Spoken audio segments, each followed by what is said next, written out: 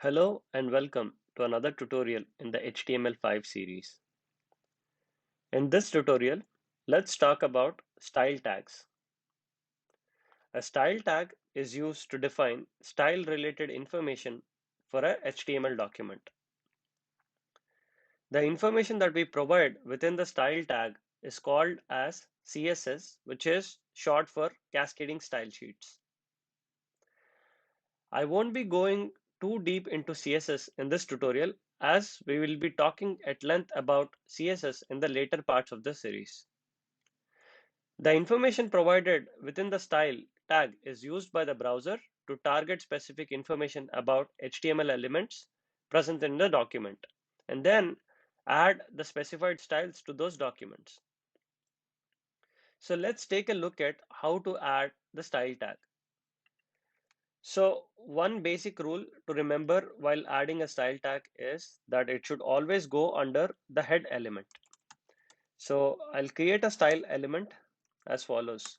So it'll have a start tag and an end tag. And the any information that I add within this style tag is called as CSS. So now I'll be talking about three different ways in which we can target HTML elements using our CSS. So the first way that we target an HTML element is by specifying the tag name directly. So for example, if I want to add a background color to my web page, I'll target the body tag by just specifying body, and then um, I'll have an opening curly brace and a closing curly brace, which is for the um, definition, which is for the definition which defines the styles that I want to add to my body tag. So let me add a background color to it.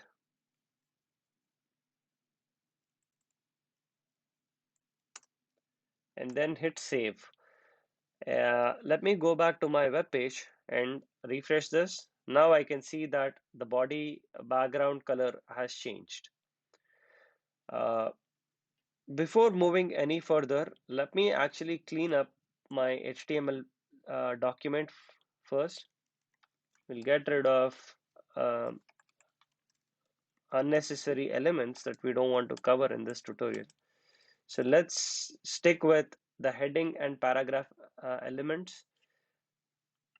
I'll hit refresh. Okay, now we just have plain text within our HTML page. Let me also get rid of the style from the h1 tag. All right, perfect. Now let's look at different ways in which we can target the HTML elements. So we have already covered how we are going to access or target the body element by specifying the body tag. Now there are two more common ways in which we can target certain HTML elements. Um, First thing I wanted to cover is by using an ID attribute. So I'll say I'll call this as main. The way we can target this HTML element is by using the ID. So here, if I want to get hold of this element, so I'll create an ID. I'll target the ID of that element by using a pound symbol, and then give the value of that attribute, and then I'll create an open and closing curly braces for my definitions to go. So, and then I'll give it a color of some random color here. If I go back and refresh, we can see that the HTML as a markup language text has changed into the specified color here. So this is how I was able to target a specific element using an ID attribute. Now, what if I want to add or style a bunch of elements in one shot? So I want to for that the way that I could do is using a class attribute. Before going into the class attribute, let's think about another way which in which we can style these components and see what is the pain point and why we want to use a class as an attribute or as a selector to style all of these together. So if we don't use a class attribute for styling, let's think of another way. So we have already discussed about um, styling the elements um, with the tag names. So I could have um, a uh, style definition with a tag name as follows, like h1. It could have a color of pale green. But what if I want to have uh, the same color for all the elements here? So I'll have to do comma h2, comma h3, comma h4, h5, and h6. So like let's see if this will work. I have given comma separated values for each of these tags and then gave a common definition called color here for all of these.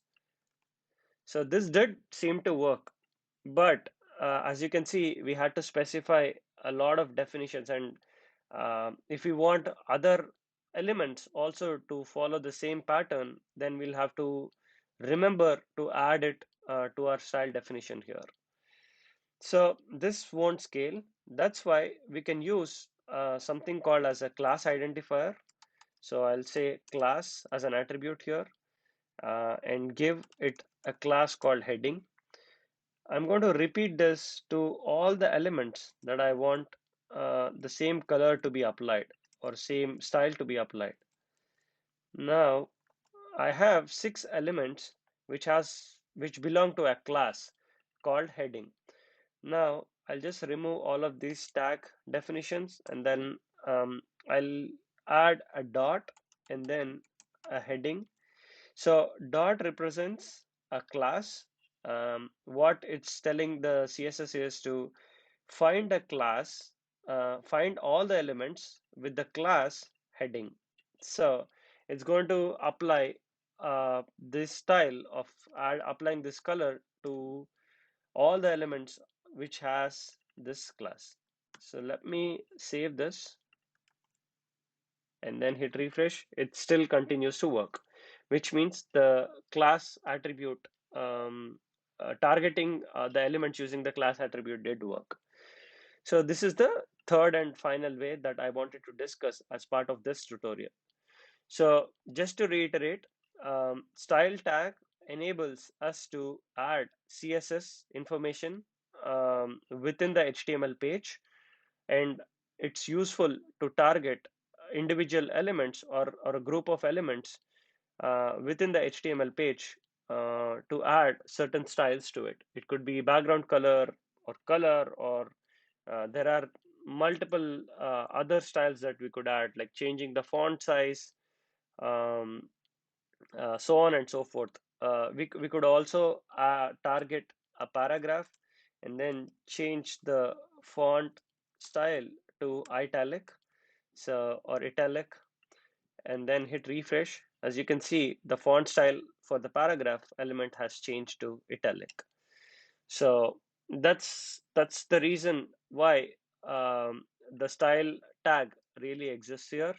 And the way in which we have used the style tag, it's called as inline style tags, which means we have embedded all the CSS within the HTML element. In the later parts of the series, when we talk about CSS tutorials or CSS in general, we'll be taking a closer look at other ways by which we can target HTML elements, and also what all other styles we can apply on an HTML document. So I'll be talking about a few more HTML elements in the future tutorials.